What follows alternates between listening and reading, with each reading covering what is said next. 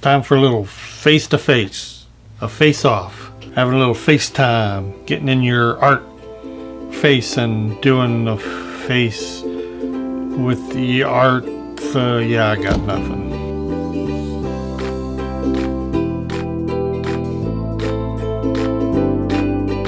Hello minders, welcome back to the Mind of Watercolor. Well, several of you have asked me to please get back to doing a portrait or two here or there, and I love portraits. Portraits is probably one of my favorite things. I know you can't tell that by looking at my channel, but that's only because so many of you, the majority of you, request that I do landscape. But I do love portraits, just very, very much. So I pulled out my Sketchy app and did a portrait last night.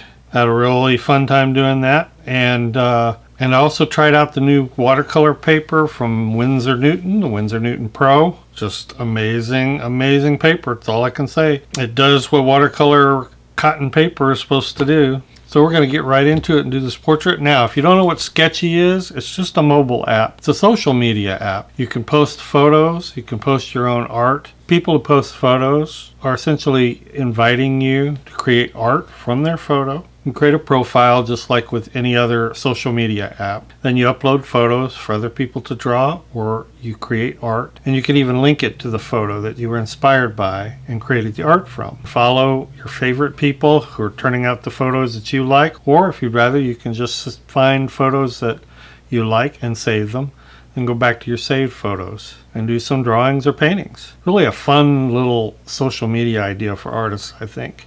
So, you ready for this? Hey, and thanks for helping me get warmed up, studying all these lovely bone structures and stuff. No, I didn't share your portrait on Sketchy. Hey, though, that's not a bad idea. No, it won't make you famous. So I'm warming up. Reese helped me with that a little bit, and so does this book, the book on drawing heads and hands by Andrew Loomis. Fantastic book, written back in the 40s, and it's still one of the best leading sources on learning how to paint or draw the face and hands. Just brushing up on my proportions. Even if you have photo reference, it's good to know where the proportions are, because there's so many things, so many complex things about the face and the head that you can observe that are not evident when you look at a photo. And today I'm using the Winsor Newton Pro, fairly new paper. And this is their little 5x7 spiral bound journal. Can be used as a journal. Cold press, 140 pound. But it's also got these little perforations here so you can tear them out. But I just by way of review, I love this paper. I mean, it's fantastic. This is my Schmincke limited edition palette. It's put together and sold by Wet Paint. These were colors up at the top were chosen by botanical artists. I added the ones at the bottom, but it's a great portrait palette. You can see with the colors, with the oranges and yellows and reds. There's my photo reference on the left, just a printout from Sketchy, screen capture of Sketchy. And I'm using my little Rotring 0.35 millimeter mechanical pencil. I draw this out pretty tightly. It's important to get, I mean, sometimes I might do a sketch loose and just freehand with the brush, but I wanted this to be fairly accurate, so I drew this fairly tightly with some shading detail, not a lot, and I'm going very, very lightly, by the way. And it's an H lead, so it's not going to get dark, but I'm not pushing that lead into the paper. I'm just keeping it very, very surface. Here I'm pointing out some of these highlights, which I love. I love the highlights and the shadows, the dynamics of that photo, which is one reason I chose it. Now I'm just adding some watercolor pencil. And I'm going to tone some of these areas and get myself a nice toned sort of sepia color underpainting.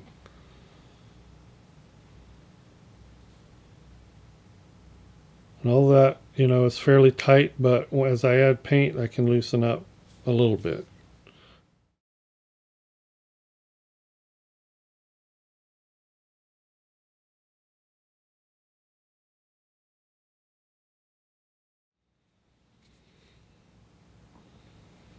That's my Casaneo #2 quill. I'm loving this quill. It's a Da Vinci quill.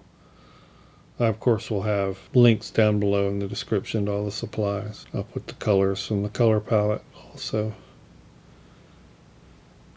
The dark colors, I start out light, and I just gradually bring them down with glazes. Just helps me to keep track of where I need to deepen values, how my highlights are looking in contrast to those values. And I can build multiple layers of color too, which is nice. So this layer may be a little more orange, the next maybe in shadow is a little more red.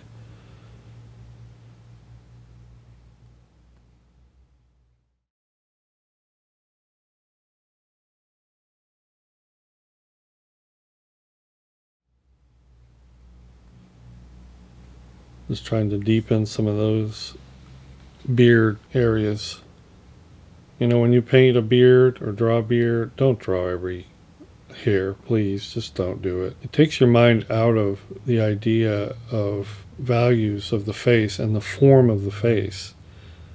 You know, you can hint at the texture.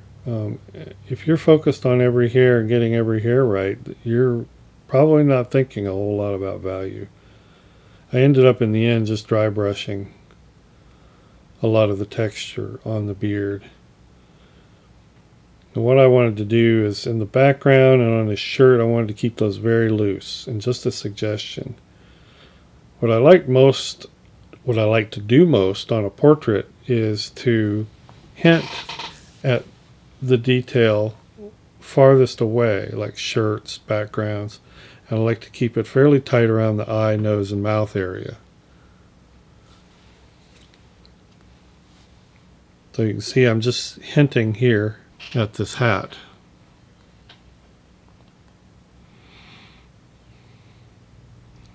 And from here, it's just a process of overlaying colors and deepening values till I have the right contrast. I also stay fairly neutral with the color, and I deepen the intensity as I go. I like that because the intensity varies. You don't have this pasty monochromatic look on a face, so you'll have a deeper red in one area and a lighter, more neutral reddish orange in another, and it just creates some variegation in the color and interest.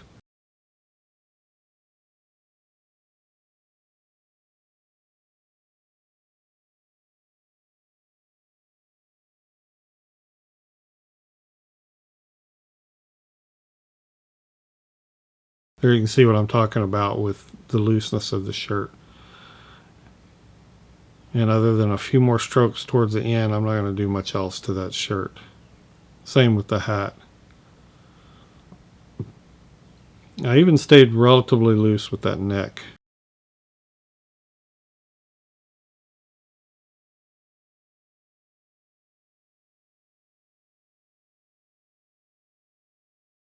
Here you can see me adding a little more vibrancy to the color and working that in. Skip forward a little bit. Same thing. Going deeper with value, more intense with color. Have cooler sort of reds in the shadows and warmer sort of peach colors out towards the highlights.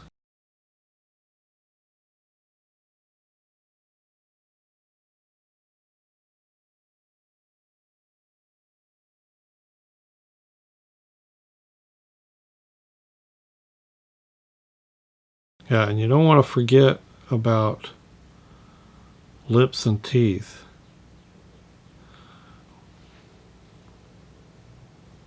One of the big mistakes people make is they don't pay attention to values on lips.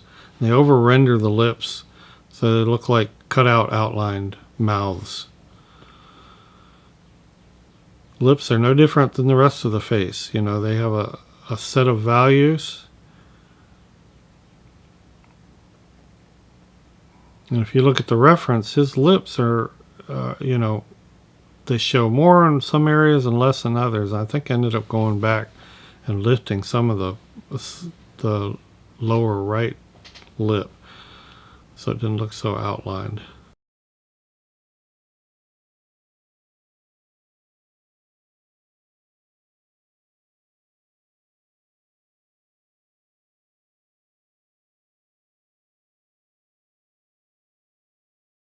Don't forget the teeth, because the teeth are not white.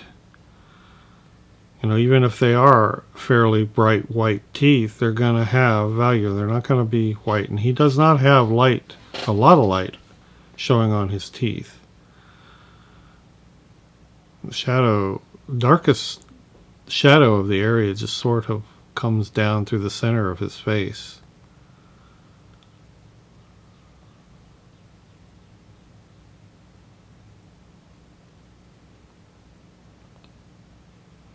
Again, working it as a whole, moving around the face, getting everything to jive and match up, you know, value-wise.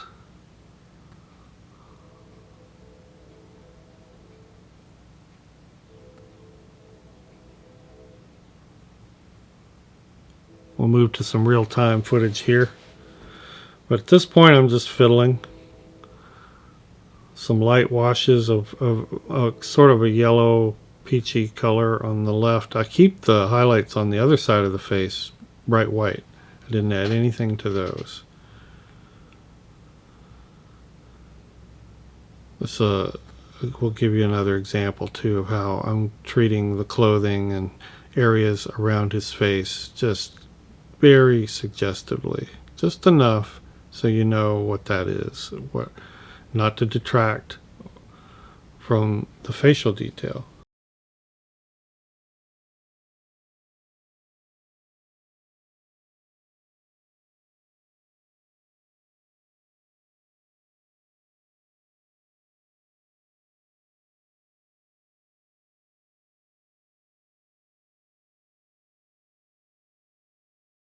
And those kind of strokes, that's pretty much all I'm going to do to the shirt. I think I'll add a few more things up to the cap band, the back of the cap band,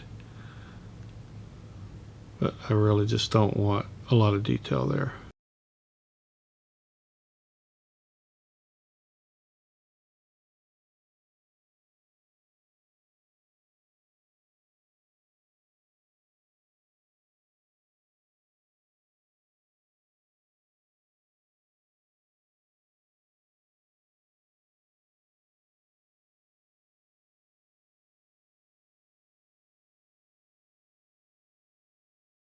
Just softening the line going around the cap. One thing I loved about this paper is that it did allow a lot of like softening lines picking up, and yet with glazes the color seemed to stay down.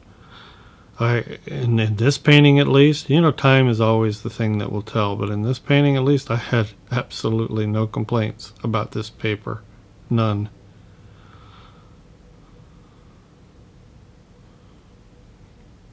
A few finer lines again to kind of sell the loose representation of that cap band. And I think, as you can see, once you know I had it drawn and the basic broad washes in, everything is just a matter of continuing to work those values down till you get the right amount of contrast.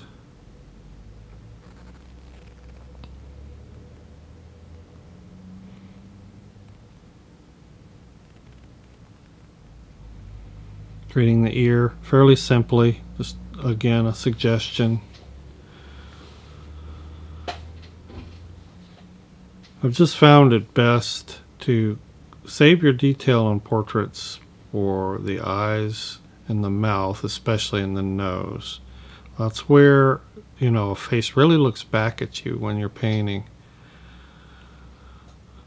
That's kind of my judgment factor. That's kind of how I judge portraits, is when I feel like I have a real person looking back at me. I feel like I've done a pretty good job.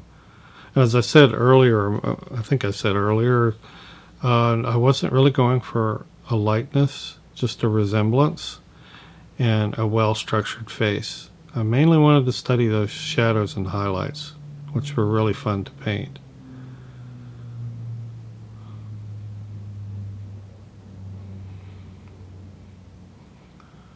He had heavyish sort of eyelids, and the shadows in there were fairly complex. So that, you know, the forms and the values roll down from the eyebrow. So here's the finished piece, and I'm pretty happy with that. Hope you guys will get out there and try maybe a portrait or two. Look into Sketchy. It's free. By the way, I was not sponsored by Sketchy at all. It's just a fun app. Thanks everyone, appreciate it. Thanks for liking and subscribing. Thank you patrons. You encourage me every day. I just can't tell you how much that means to me. And we'll see everybody in the next video. Bye bye.